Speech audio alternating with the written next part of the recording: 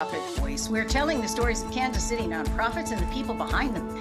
KC Cares is the intersection of the nonprofit and profit communities, making Kansas City a better place to live, work, and play. This KC Cares segment was brought to you by the Ewing Marion Kaufman Foundation, www.kaufman.org. I'm Ruth Baum Biggis. In 1968, 6 special needs students from Wichita competed in the first International Special Olympics Summer Games in Chicago. Well, this little troop of athletes became the forerunner of Special Olympics Kansas organization. Today, the Special Olympics Kansas provides year-round sports training and athletic competition in a variety of sports for children and adults with intellectual disabilities. And here to tell us more about the organization is Chief Operating Officer Chris Burt. It's wonderful to have you on KC Cares. Thank you, Ruth. Great to be here.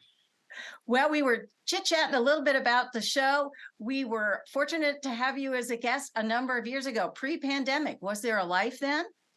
Yeah, I know. I went back and looked 5 years ago, came in studio pre-pandemic, and we're fortunate to do it again today. And we're so modern. You can be anywhere and be on KC Cares now with all the great tools. So we welcome you back. But we do want to catch up with Special Olympics Kansas. And maybe for folks who are not familiar with what you all are and what you do, share with us, tell us the mission and your focus for Special Olympics. You kind of led into it there. The core of what we do is we provide sports training and competition opportunities for children and adults with intellectual disabilities. Age 8 and up is our base programming.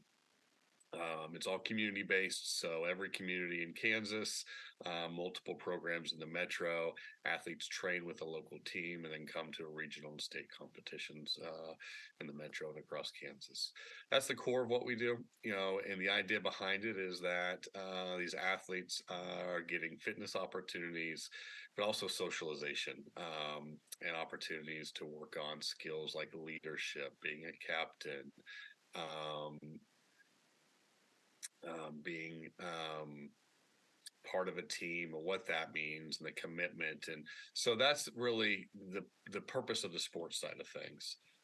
We also do health and fitness programming around the state and programming within schools, which has really blown up the past 5 years for us. Some of it coming out of the pandemic, with different grants and funding opportunities that help support it and push that growth. So we do screenings for various health related concerns at our competitions, ongoing education for athletes and caregivers on health. And then within the schools, we're doing lots of inclusive programming. So sports where our athletes are competing on the field or on the court with a general education student. And I think that's one of the most wonderful things we do. And then we do leadership training. So we take, what athletes learn being part of a team as a captain, teamwork, and then we expand on that to give them other leadership training separate than sports. So while sports are really our core, we are actually touching athletes outside of sports through our health, through our education, and through our leadership programming now more than ever. Yeah.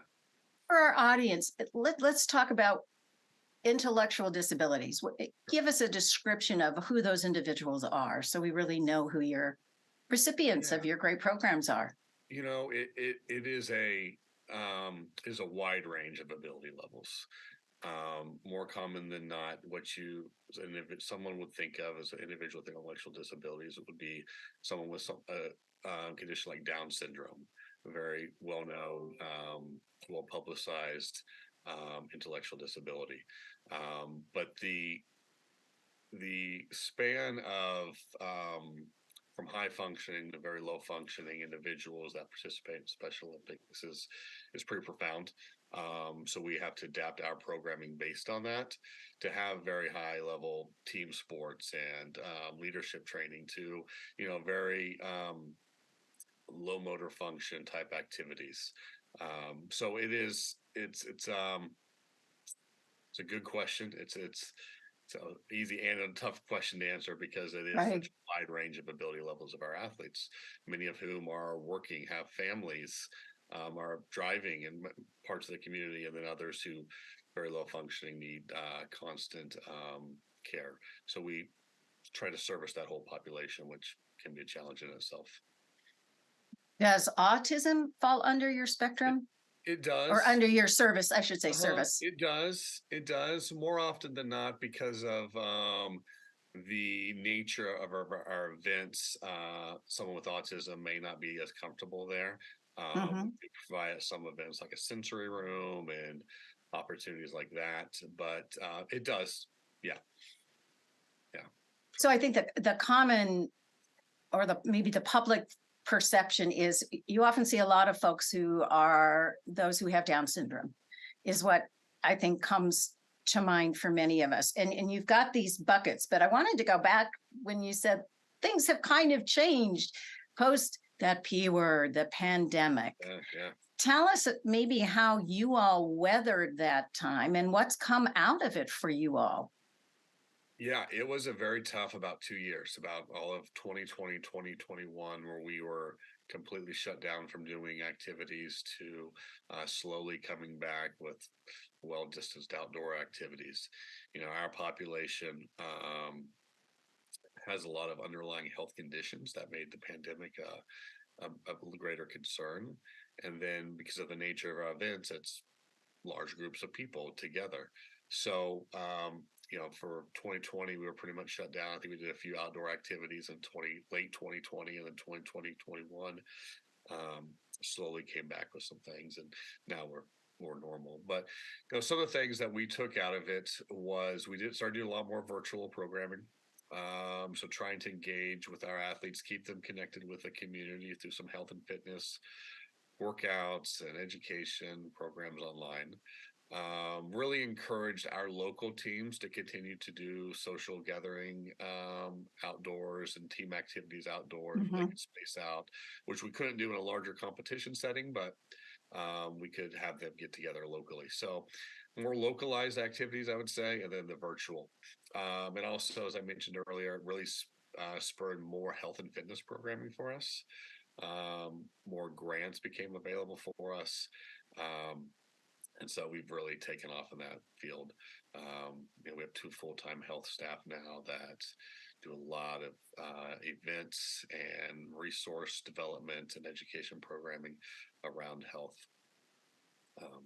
But one of the things we say now is it's made us stronger as an organization. Coming out of it is it helped us really focus in on what was working and what wasn't, and Mhm. yeah, worked out. Will you talk a little bit about the health programs? I think that's the health education. I think that's such an interesting and positive development that general population in schools don't always get supported with when they're participating in competition. Yeah, they don't. So for many years pre-COVID, we would do what we call healthy athlete screenings, our competition, vision, general health, hearing, dental, um, podiatry, and different screenings.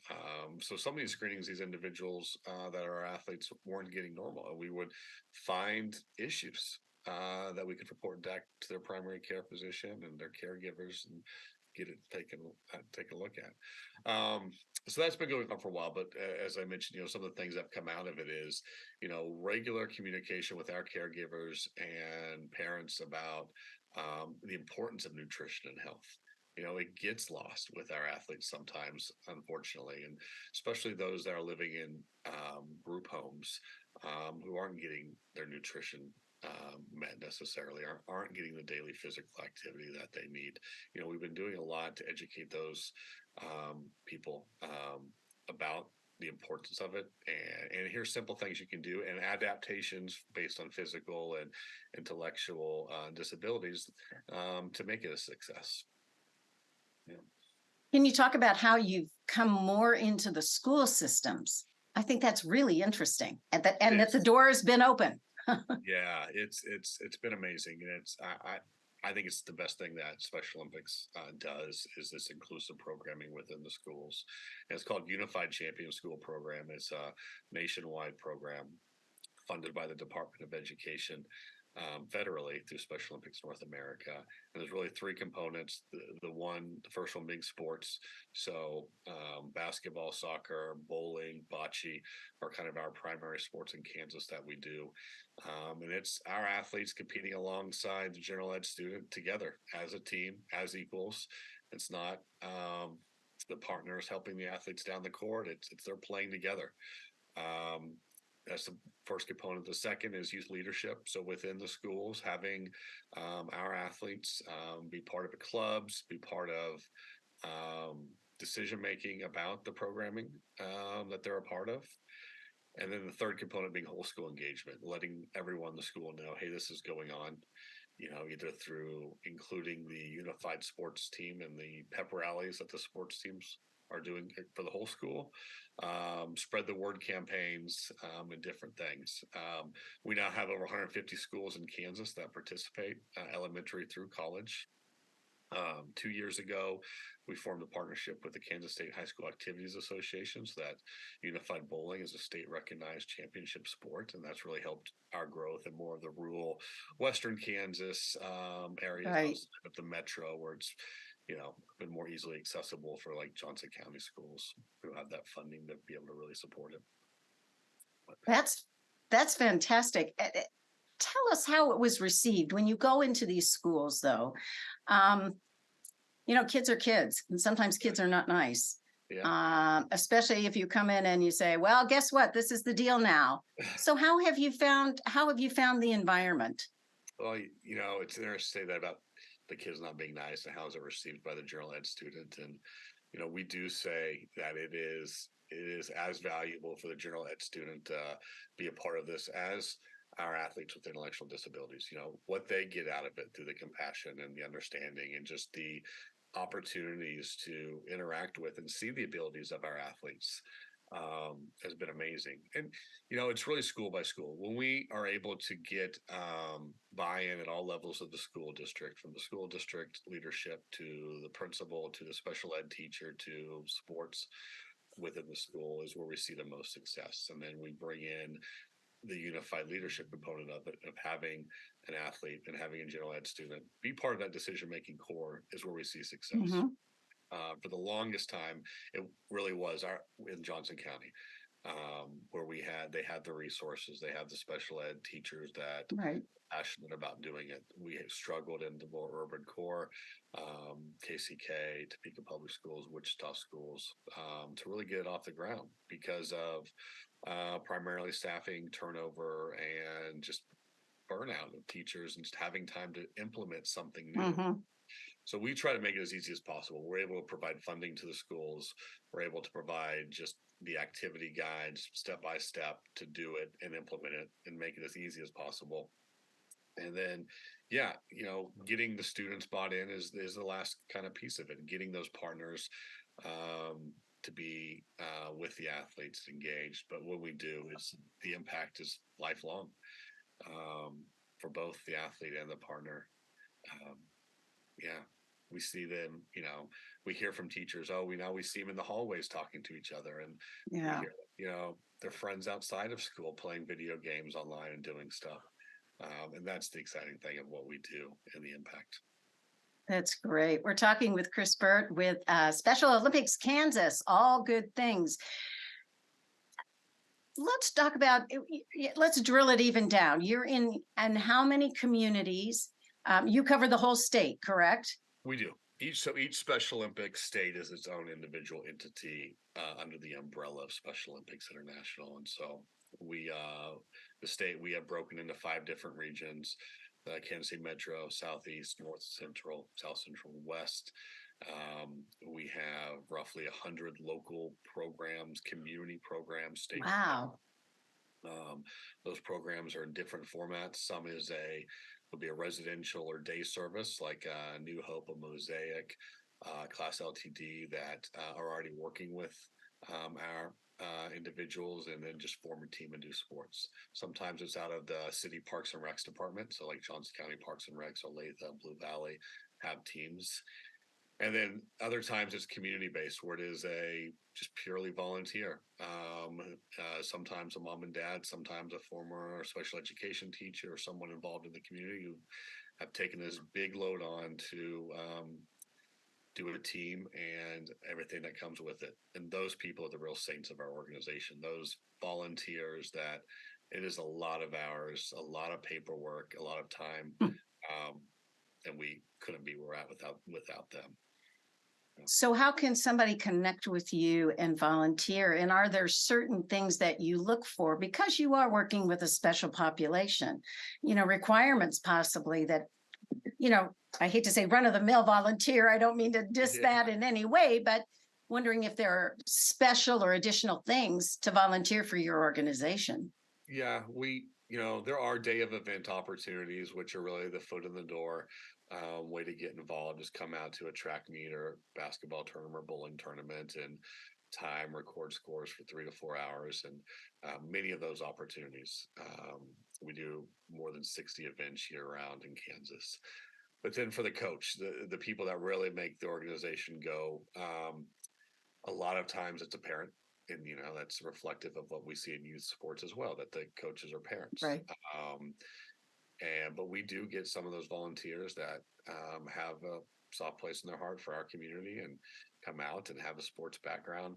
But they do background checks. There's protective behaviors trainings. We do concussion trainings that are all required. There's 4 things really that they have to go through to be a coach and get certified. So we do vet that. There's a lot of liability involved, obviously, Sure. with anything like this. So, but yeah, what I recommend to people is first come out to an event and see it, and usually that gets them hooked. And then we take the next step in getting them through the process and putting them with a local team in whatever city or community they live in. And Where's the best place to go to find out, when your competitions are coming up or events that somebody could volunteer at or just come and cheer on athletes? Yeah, our website, soks.org, or just search Special Olympics Kansas. We have an event calendar, and then we very prominently have a volunteer button at the top of the page, which takes you straight to an online sign up and has upcoming opportunities. And then you have big state competitions. Tell us a little bit about that. You get like thousands of athletes. We do. So our biggest sports are track and field, basketball, and bowling, and those are 1,000+ athletes at those multiple days. So we do basketball and cheerleading in the February-March time period with state in March in Hayes and Manhattan. Then our summer games, which takes place in Wichita, and then the summer months we have bowling, flag football, powerlifting, and then we have our fall outdoor and fall indoor classics, so softball and golf, and then volleyball and swimming. So it's truly year round for many of our athletes who are doing all those sports. And with those state competitions, multiple days, hundreds of volunteers needed. There's usually dinner and dance involved with many of them, because outside of just the on the field competition, the socialization, enjoyment of the sports and competitions and days is a big part of it for many of these athletes. Well, of course, I wouldn't anticipate it's any different from general ed kids or adults. You go to a football game, you go to the bowling alley, there's socialization. How important is that as part of the Special Olympics approach? That aspect. The socialization is such a big part of it, and our numbers are still down from pre-pandemic. And part of that was the isolation and health of our athletes that we lost 2 years of. So that's something we battle against still. But we are really trying to promote more of the socialization aspect of it outside the competition, highlight these things like the dance and the friendships that come out of it. It is very important because for some of these individuals that participate with us, this is their socialization outlet that they get. So how are you trying to overcome getting folks to come back out, participate? Life is a new normal, as it were. Yeah, more direct outreach. We've been passive in our approach in the past to athletes and coaches getting involved with the organization, and then seen a need to be much more proactive and reaching out to those services that are already serving our athletes, whether it's like a Johnson County developmental service or the equivalent of that in other communities, and saying, hey, make sure your individuals and your caregivers and families know about this opportunity. Here's what it is. We haven't done that in the past, and we need to do more of that. And so that's a big part of it. More just general awareness marketing, online and through the media. Awesome things like this. I was going to say, Casey cares. You can send Yeah, this out to all your folks and exactly. say, "Hey, we talked about this. We want you to participate." I wanted you to share maybe your own journey coming into Special Olympics. How did you get here? Yeah. So thanks for asking. So my background is in sports and business. I previous to Special Olympics was at a sports nonprofit. Then when I actually met my wife, she was a longtime volunteer of Special Olympics Kansas, part of a Kansas City Oh, Metro Games management team, and she got me to come out to. I think the first one I came out to was a soccer event, which was part of my background as well, and I quickly in our relationship became the more prominent one, volunteering and bringing her out to oh, events. And then I was looking for a career change, and just happened to be an opportunity, and had the foot in the door through volunteering and knowing the organization, and started in the role of just running sports in the Metro and Southeast Kansas, and then worked my way up into this role that I'm in now. So it was through the grassroots volunteer, just kind of working my way up into it, and a passion for it. Yeah. I was going to say, what's the appeal for you? What touched your heart to say, this is home for me. This is what I want to do and where I can add value. Yeah. So I think it was kind of like I told my wife, like, I think a month ago, like, this is my dream job. Thank you for allowing me to continue Oh, this opportunity. Because it is time consuming evenings and weekends, and we have a young family. yeah. So it's a kind of a job together in some ways. But it's a combination of a few things. I think it's sports, just sports background. It is being able to apply a business approach to a nonprofit. I got my MBA at UMKC, and my previous job was the chief marketing officer. So I love being able to apply that. I love Kansas. I'm from Central Kansas. Kansas is a big part of who I am, and so being statewide and being able to support an entity that really helps the Kansas community is important to me. And I like nonprofit. I like charitable giving. So it's really those things. And then once I was involved in Special Olympics Kansas, and you get to know the athletes and the parents and the coaches who give a lot of time in that community, it makes it very important in this role that I'm in, that we are supporting them. And so it's kind of all of those things married together, really. Well, they're lucky to have you as well. I know there's some challenges that you all are facing. Can you share with us a little about? I think there were two main buckets. Transportation, I know, was one, and an aging population. I don't have an answer to the transportation one, but I did mention that one previously, and it is. I mean, our athletes rely on public transportation or Mm, caregivers, parents who to get them to competitions, and who are busy and having their own jobs and own right. lives. And this is outside the normal day to day. So that's something we can combat. What we're trying to do there more than anything is to do more localization of sports and health and fitness programming. The old motto was you train, you go to a regional competition, which may be in your city, then you go to a state competition, which probably isn't in your city. So how do we get them all those places? Right. Yeah, and that's still the core model of what we do with our community-based programming. But we want to really put more value on that local training, in your city, and coming to you with programming during maybe the workday, where you're at a day service, or Gotcha. at your local parks and rec. So coming to you more with programming, offering you more resources and valuing that more, making that a higher profile experience instead of just, okay, we hope you get to state competition and can find transportation there. How can we make your local experience a bigger value? Um, and then aging population and just more sedentary population. I think, Mm. our sports and our everything we do is reflective of the general population. So as the general population is more sedentary, we see less activity in sports, especially, our higher functioning sports like a basketball or softball or something like that.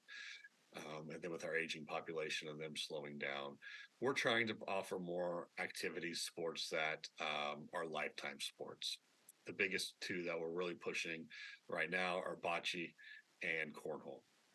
Great activities, great socialization activities. It's getting them up and moving. It's not as, you're not going to burn any calories doing these, but you're up and doing stuff, and then we can do the health and fitness programming on the side and do some things like that. So, really making sure that every season of activity for us, being the main one being spring, summer, fall, we have something for each population.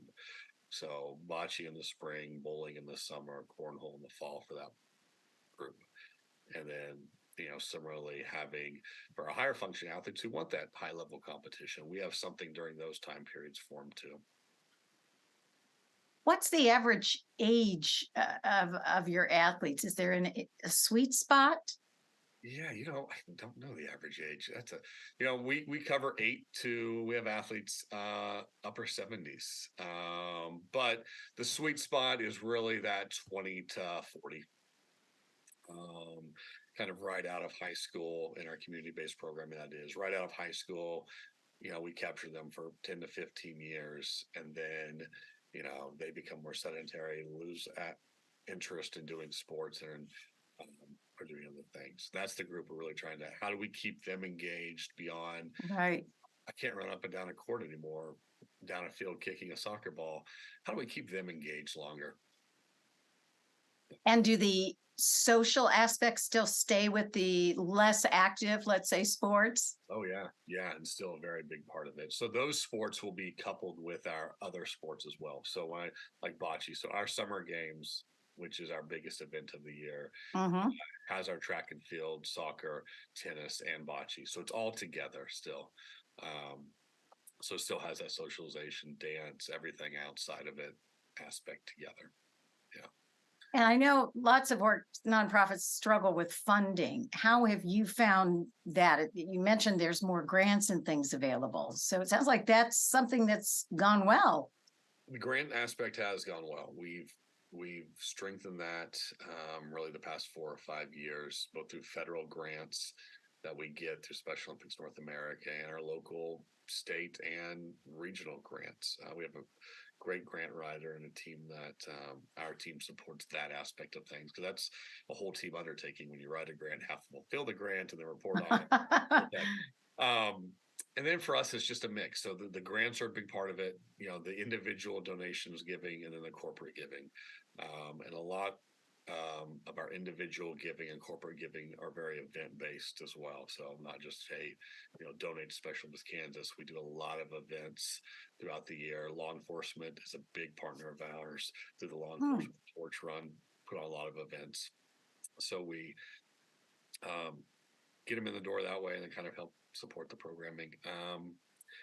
Yeah, our funding has gone well, but it's taken more effort. I would put it that way. Right. It always takes more work to get more money, right?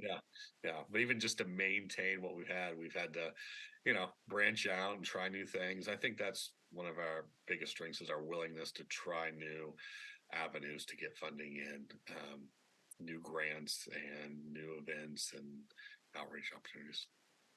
We just have a minute or two left. What would be your big reach goal the next 18 months, 2 years for the organization and the people you serve?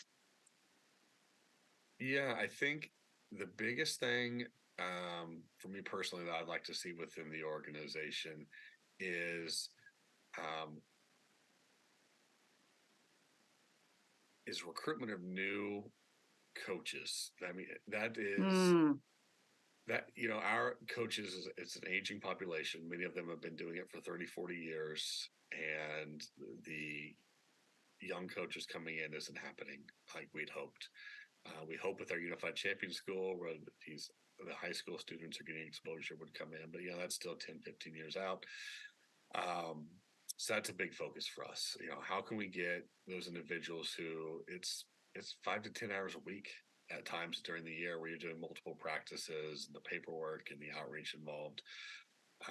If we're going to grow and continue to have strong local programs that feed into our regional and state programming, we've got to have those individuals in all across the state.